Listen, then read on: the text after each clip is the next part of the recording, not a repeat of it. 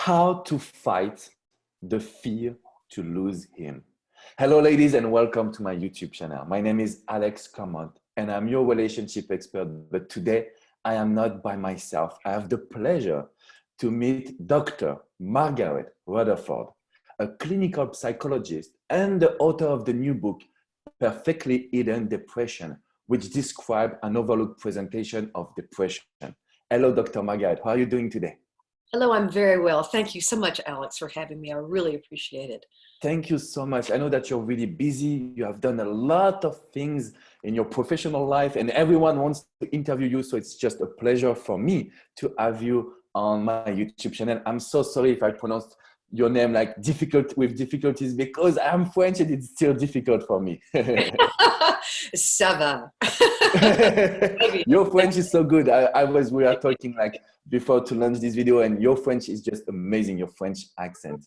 So the first question I want to ask you is if you can introduce yourself, what you have done in your professional life. I know that you're a therapist, and if you can just share a little bit of your background, please. Sure. I've been practicing here in Arkansas, as they would say in French, nearly 25, well, over 25 years. And I started social media back in 2012. I have a website, drmargaretrutherford.com. And then I started podcasting back in 2016. And that is, of course, available everywhere, Spotify, iHeartRadio, Apple Podcasts. It's called the Self-Work Podcast with Dr. Margaret Rutherford. And then I wrote a book called Perfectly Hidden Depression. And as you say, it's about this kind of perfect looking life that can hide or cloak or mask an underlying difficulty with expressing painful emotions that actually can turn into a very dark depression and even suicidal ideation. So I'm passionate about the idea that we are missing this presentation of depression, and as perfectionism and suicide go up internationally, then I think we've got to reach out to these people. And this is what I hear from people all the time. I can't believe you're inside of my head. How did you know that this isn't the real me? And so I'm hoping that people will read it and it will mean something to them. Or you can go on my website at drmargaretrutherford.com if for some reason you can't buy the book. And actually, I have lots of blog posts on Perfectly Hidden Depression. So basically, I will include all the links right below, as I do usually. Perfect. I have one question before to talk about how to fight the fear to lose him, to lose someone. My question was, okay, today you have done a lot of things in your life. You can just enjoy and do nothing. Why are you giving that much value? Because I was listening to your podcast on your website. You have so much content. So I want to know more about your life missions, your purpose. Why are you doing this? I have always been someone who has been very driven, Alex. I actually was a professional musician in my 20s. Oh. I sang jazz at night and I sang jingles during the day, advertisements. And I wasn't happy with that life. In fact, my own personal life at that time was very chaotic. I made a lot of mistakes. And so when I became a therapist, it took me 8 or 9 years to go from professional singer to therapist or psychologist. But I really wanted to try to get the message out that mental health is so important, and therapy is very approachable. A lot of people think therapy is for the weak or the frail. Yeah, for the people who can't live their own lives.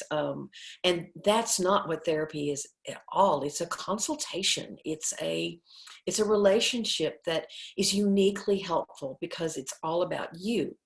And so, yes, I do work very hard. In fact, my husband would probably say I'm a bit of a workaholic, but I am passionate about, the profession of psychology and people getting the help and reaching out for help in a way that perhaps they've never considered. I was really looking to have you for this topic on how to fight, the fear to lose someone, because most of the time I will do this video, I will just share 2 or 3 examples or advice, but I cannot go deeper like you. And I have this ability to say that, to say, okay, I need someone that has a lot of experience. What could be the tips or the experience, the stories that you can share with us on how to fight the fear to lose someone and to Sure. sometimes be too Well, attached? I think your question is a good one, and I'm assuming obviously that it's meant for mostly women. Yeah. But from a therapeutic standpoint, I'm not going to give you a list. I can come up with reasons why people are so insecure or women are so insecure. And I came up just this morning, I sat down after I got up and came up with 7 of them. Some are not all that complex.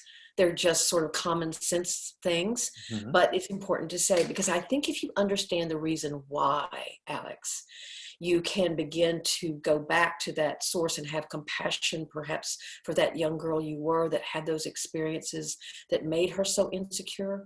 But it also could be not only about something about the woman herself, but about the relationship itself. So let's talk about that if you're ready to go with that. Yes, I just want to say something. Basically, I love to say when you know a problem, it's like at 90% solved. So if you Yep. understand the root of the problem, you will be able to solve it, ladies. So I want to know these secrets. I want to know these tips. Sure. Yes, awareness is 90% of, as you say, 90% of the issue. Okay, so one thing, you may have grown up in a family where there was a lot of distrust, where either both people had affairs or they were accusing each other all the time of having affairs. So you didn't get to experience or witness what it was like for 2 people to be in a relationship that actually did trust each other and showed one another they trusted each other. So a lot of times that leaves you not knowing how to even let someone know you trust them or believe that the person who's saying, you can trust me, I love you, is actually telling you the truth, because you come from a history of such chaos. So that history makes you immune to actually being able to tune into and even absorb the positives of what your partner is saying to you. It's almost a way of self-sabotaging a relationship.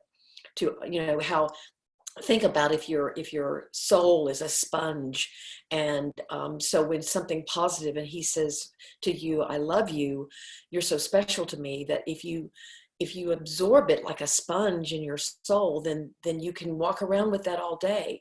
But if it's like rain that hits a window and it just flows down, you don't absorb anything. It's like someone is telling you, I really do love you, you can trust me, and you just have this wall of distrust around you. Okay. So that's the first one.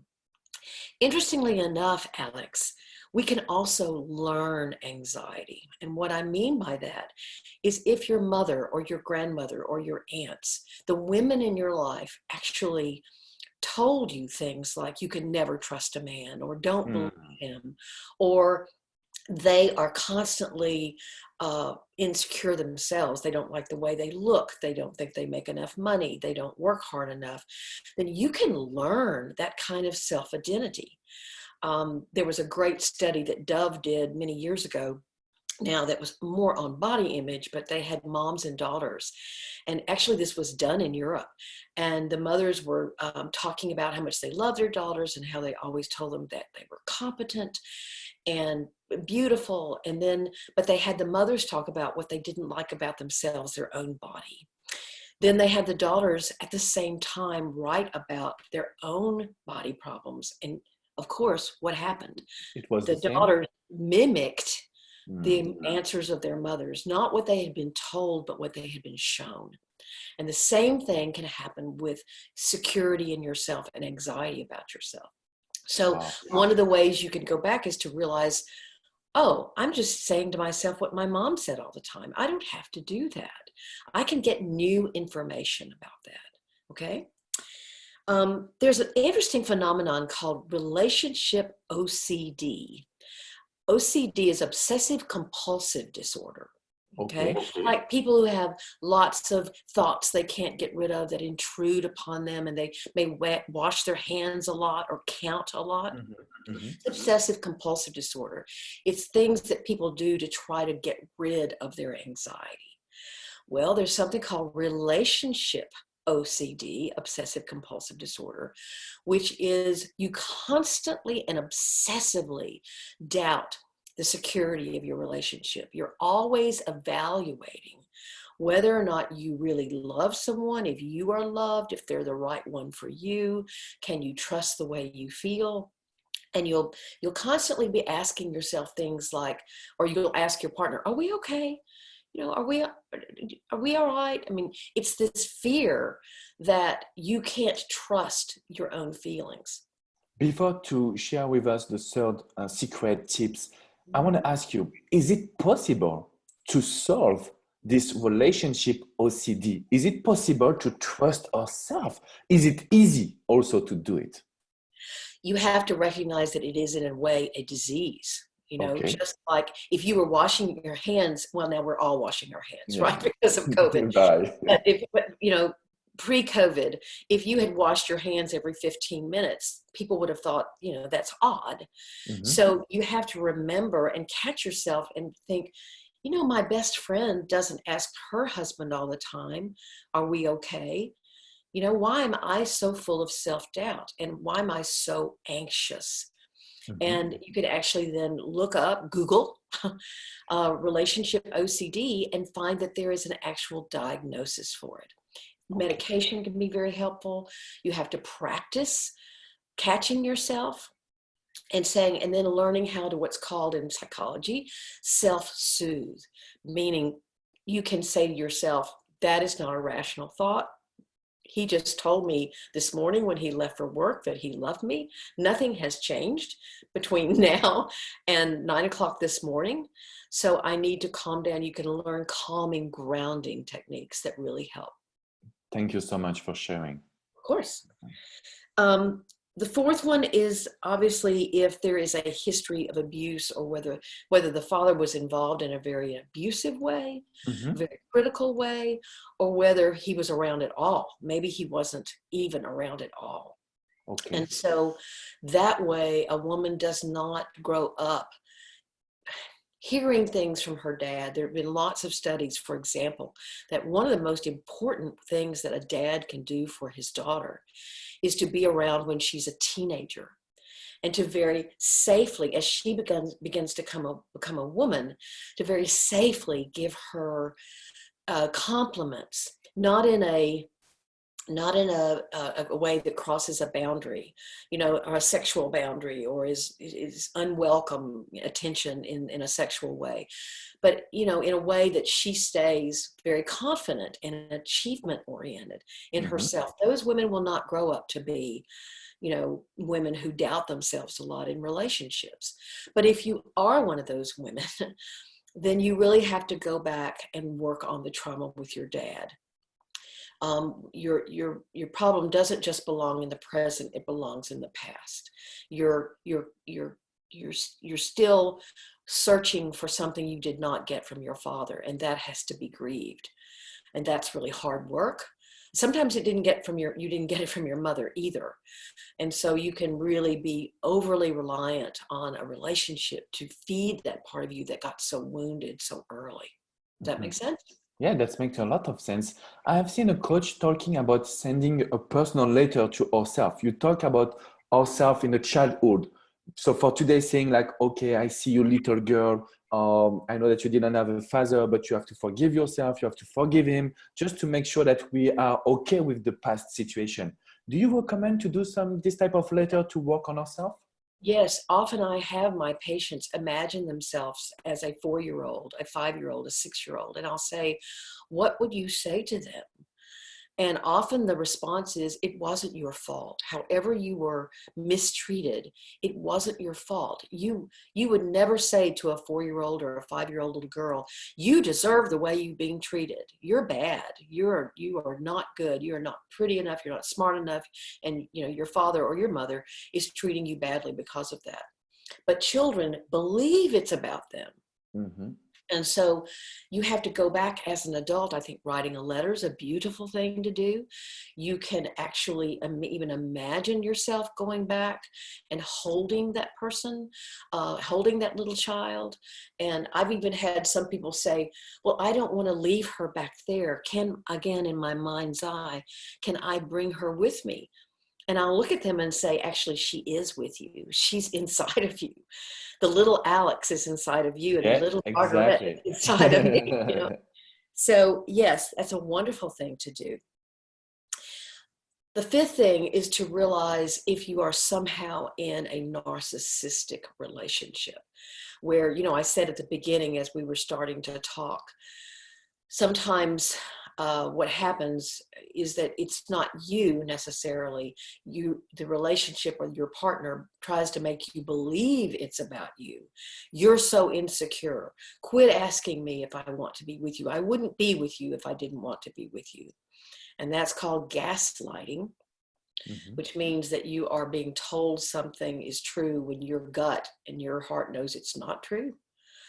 But a narcissist, someone who is very manipulative. Now, I'm not talking about someone with narcissistic traits. I'm talking about someone who's actually a narcissist.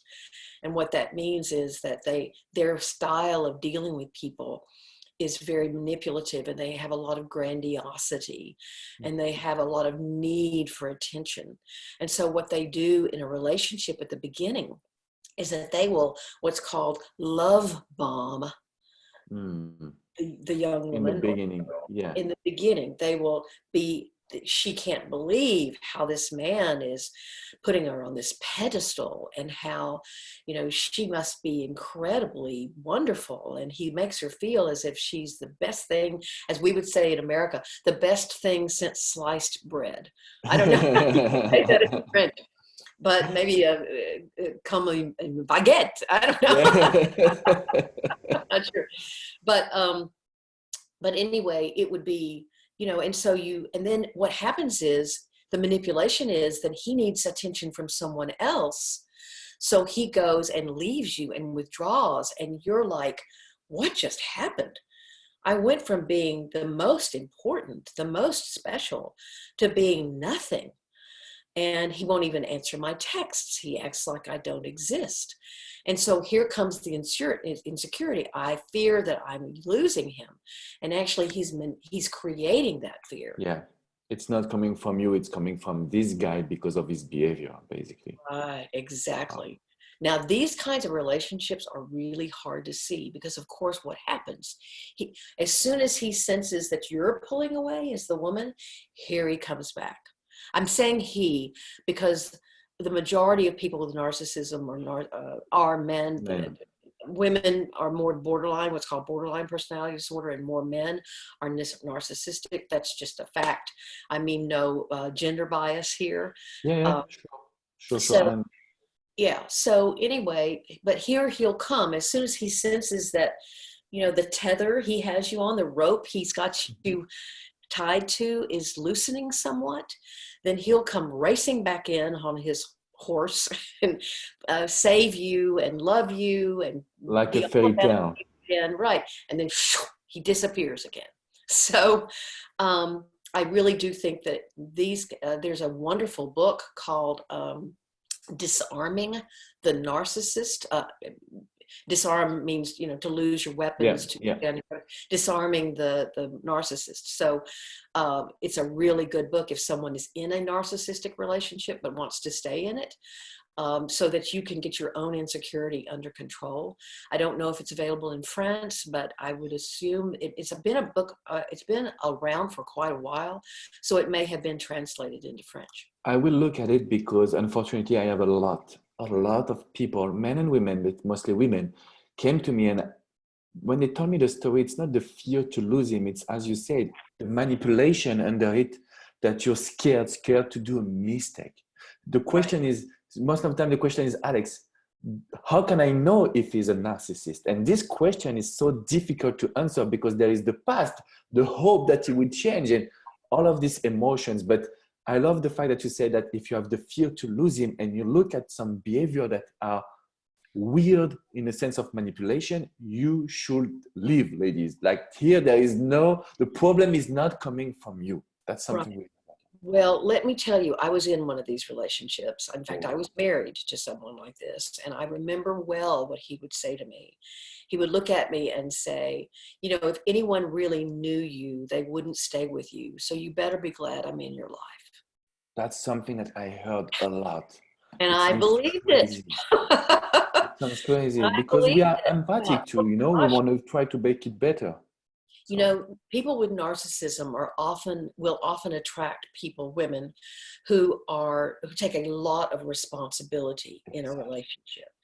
And so what will happen is he says, well, and you say, well, what do you mean? What do you mean it's so unlovable about me? And they'll go, you've got a bad temper.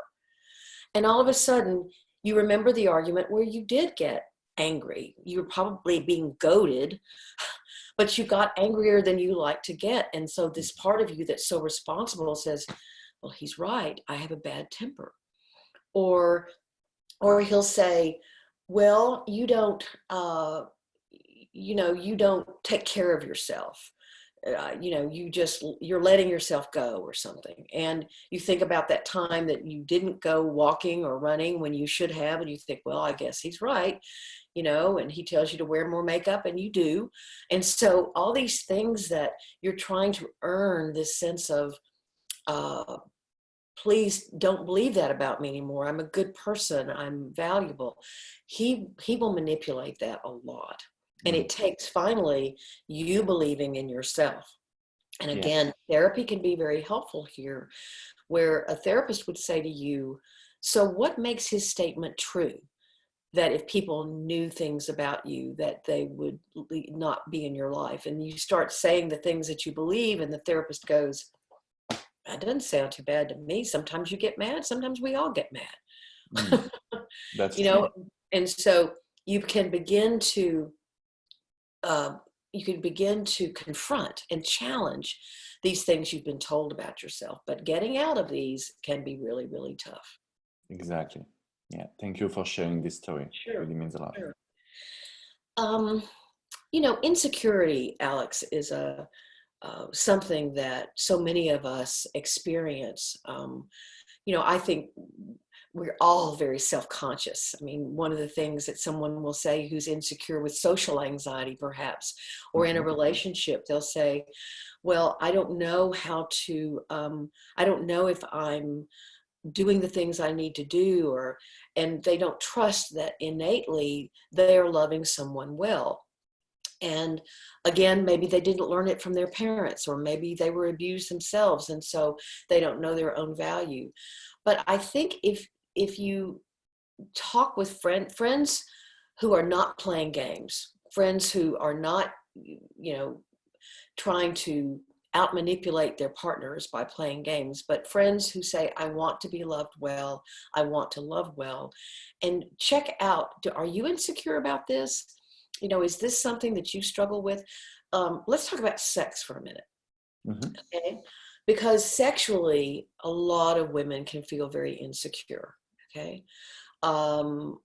Either because of body image issues, either because of maybe growing up in a very religious environment where you learned that sex was a dirty thing and not something to be enjoyed. And again, so some of that can come from you. Maybe you were sexually abused. 1 in every 4 women are. Yeah. So you have learned that your body is something to be just used rather than cherished and cared for. And so a lot of these insecurity issues can come from such woundedness. I used that word a few minutes ago, but such woundedness from your past that you really do have to go back and heal. But some of it, again, and this is another example like narcissism, of how that insecurity can be manipulated. And in psychology, it's called partner prescribed perfectionism. Okay. Partner prescribed perfectionism.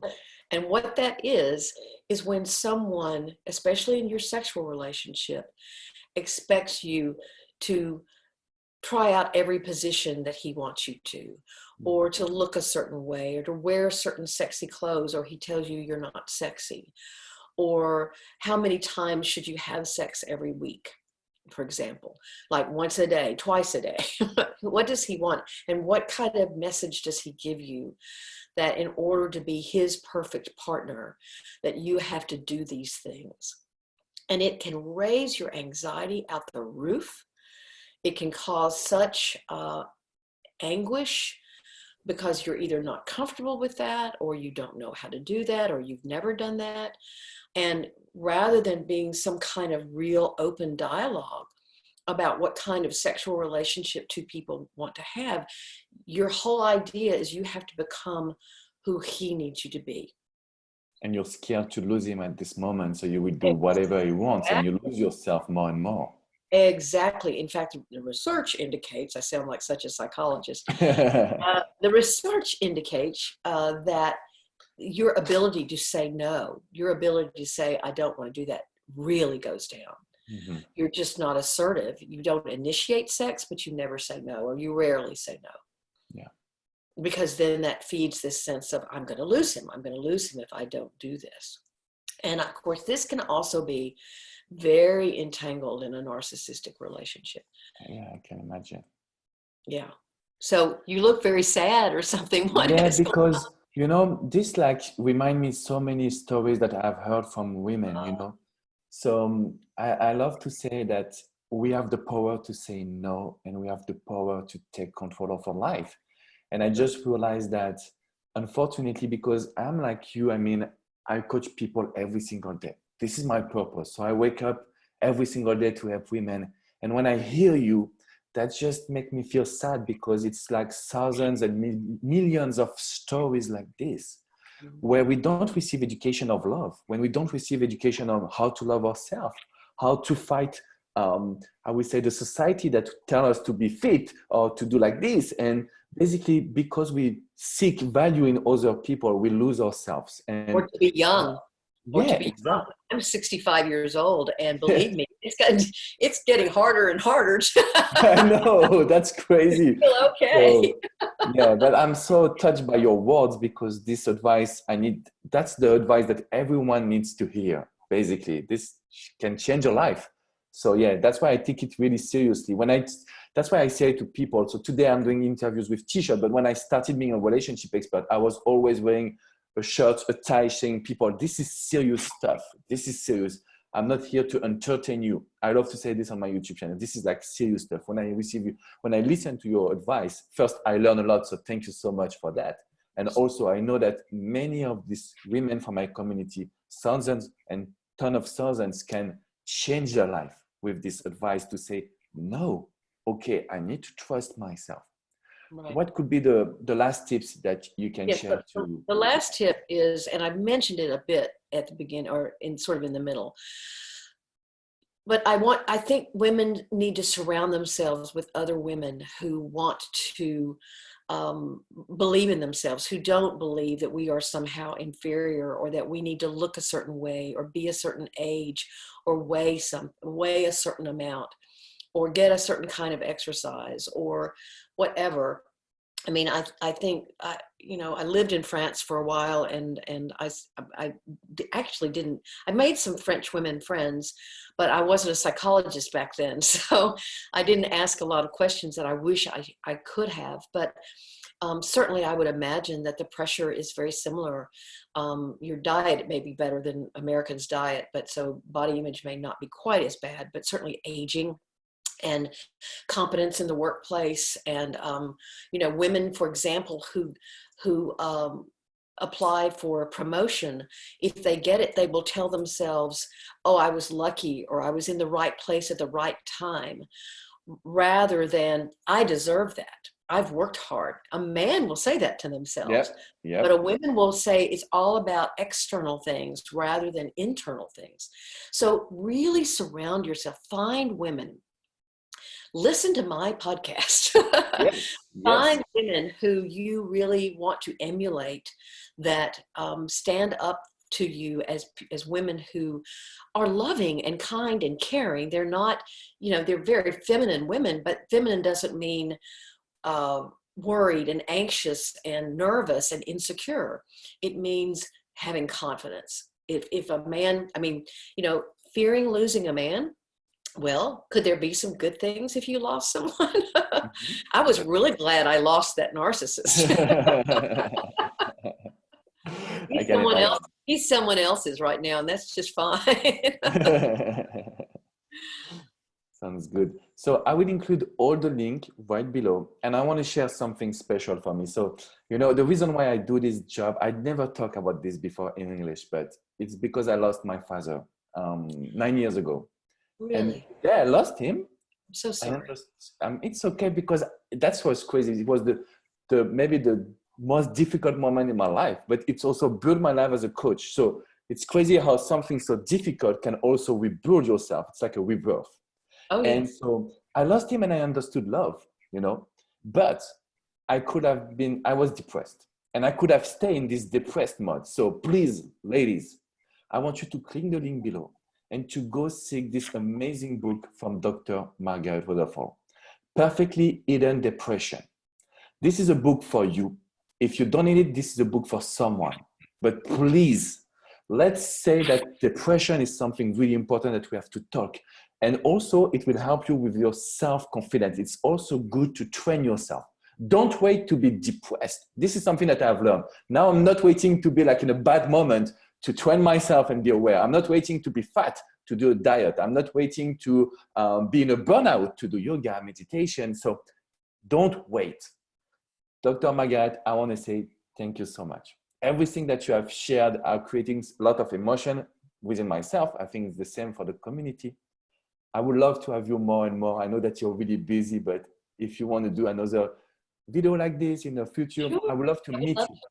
I would love to. I would love to come with my video team, meet you like in real person. I know that interview like this are also baby stronger. Thank you so much for your wisdom, for everything that you're doing to this world. Honestly, it means a lot for me as a young man, for all the ladies that are following me. I'm always giving the final word to the people that I interview. Would you like please to finish this video? But remember, ladies, you have to click the link below and you have to follow the podcast and buy the book for you, for your siblings, for the people around you, because we need to fight depression. This is something really important. You know, I think sometimes people think of depression, Alex, as something that if it happens, it happens to them. And actually, depression can grow very slowly within you. It's not all about acute loss. It can be about something that you just very slowly, the lights go down and it's much harder to see and you don't realize how much you're straining, and you tell yourself it's your fault that for some reason, you know, you don't have what other people have. You're comparing yourself to others all the time. And I think one of the best antidotes to low self-esteem is begin to list, what are my strengths? And I sadly will have women look at me and some men and say, I don't have any. I don't have any strengths. And so I'll say, well, yes, you do. And even if they think if you think they're small, but do you think you're kind? Do you think you're caring? Do you think you have a funny laugh? Do you know, what are these things? And what do your friends love about you? And list those things and begin to counter that negative self-talk. I'm not enough with, these are the things I really know about myself that I like. And what you focus on will grow. And so you focus on those things that you like. We all have vulnerabilities. We all have them. But I have learned that my own strengths are no more important than my vulnerabilities. My own vulnerabilities are no more important than my strengths. That's called self-acceptance. And so if you can know what you don't do so well or what you struggle with, your vulnerabilities, but you also know your strengths, that makes you a whole person. One does not define you more than the other one. Thank you so much. These words are so powerful. I'm really glad that I was able to interview you. I look forward to meet you also and to do other interviews. Ladies, it's time for you. You know what? Before to finish these videos, I want you first to leave a comment with all of your qualities. What do you love about yourself? This is something really important. And also ask your friends. and do it every month. I want you to do it every time, just to repeat and remind yourself how amazing you are. Margaret, thank you so much. I really appreciate our time. Ladies, you have to click the link below and continue to work on yourself. I love you guys. Take care of yourself. Bye-bye. Bye-bye.